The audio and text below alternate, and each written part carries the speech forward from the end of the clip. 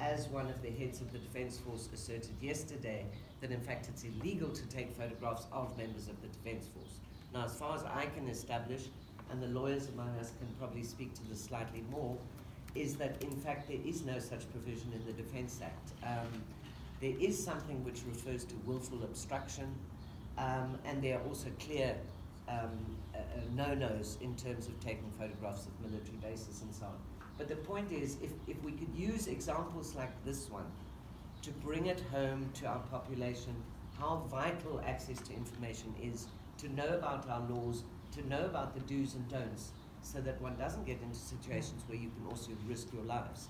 That having been said, obviously this was a totally draconian move by the Defence Force, and as Graham also says, clearly a dampener when it comes to elections, because I think once there's fear among the population, that's not conducive to high voting turnouts. Another point just on the elections aspect and access to information is the fact that we are almost, I think, within days of 2 months of the elections. And, you know, everybody is saying, everybody must vote, everybody must vote. And I must say, I take a contrary view for the time being, because 2 months before elections, and I think there's one party that has released its manifesto. For the rest, it's a case of promises, it will be out soon. And to me, there's little point in voting if it's not an informed vote. So again, that brings us back to the importance of access to information and Action's platform in this regard, to actually really put pressure on the parties to say, you need to be accountable to the voters and show them what you stand for. I always use the example of citizens who are involved in whatever area of life. If, for example, environmental issues are your thing, how are you going to make a decision as to who to vote for? But quite honestly, I don't think anybody in this room right now could tell me what any of the various parties stand for in terms of environmental legislation, whether it's banning plastic bags or whatever it is. When it comes to the issue of abortion, if you're a woman's right advocate, is there any party that is in favor of abortion? Who do you know and what do you know to vote for? So I think for me, Graham, that is absolutely key to this question of access to information and elections. That having been said, myself and Zoe and Emily accompanied our special rapporteur to a meeting with the President this week. I think, generally speaking, I'm positive about that meeting, and I think one of the reasons is that access to information, as I say, everybody thinks, oh, that's an issue for NGOs, it's a fuzzy issue, and what does it mean? But I'd like to thank the Special Rapporteur for really, in very clear terms, and sometimes it's good when it comes from an outsider, because we like stuck records here, nobody kind of listens to us.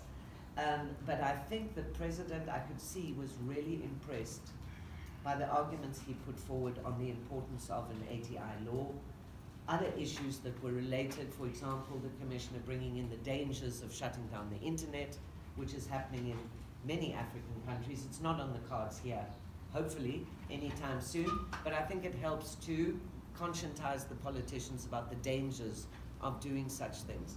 So from my part, I saw a great deal of interest from the President, and I think the meeting went on for an hour or more, so he was very engaged with the subject, and so he had with him the Deputy Minister of Information, and of course he raised the critical issue of where we are with this bill. Again, that delegation didn't necessarily know the history. Action Namibia has been really involved with an ATI bill since day one.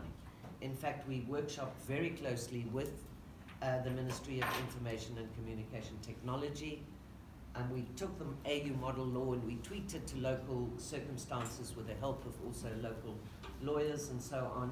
And that was the bill that actually went then to the Minister, and the then Minister of ICT was Minister Tweya, who wasn't really invested in this bill or the process at all, and so it kind of sat around gathering dust, and only recently has it been revitalized again.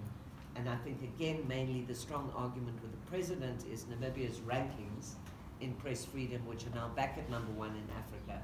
And I think he's very conscious of the fact that if this law doesn't go through, and doesn't go through soon, that it's definitely going to impact on our status going forward. That having been said, I think in Action, it's not as though we want a law, any law. It's got to be a good law. and it also has to be supported by other legislation which doesn't make this law counterproductive in terms of security and intelligence considerations. So I think that's the big issue right now.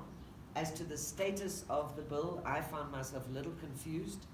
The Deputy Minister said that the bill has been signed off and is with the legal drafters. So I found that a little bit confusing. But anyway, from Action's perspective, I think now our big push will be to push government really as soon as possible to make that bill public, so that we in the civil society sector and the broader population can have insight to the ATI bill to make sure that in fact it's really going to serve us well in the long run, and not just be window dressing simply because government feels it is under duress to put this out.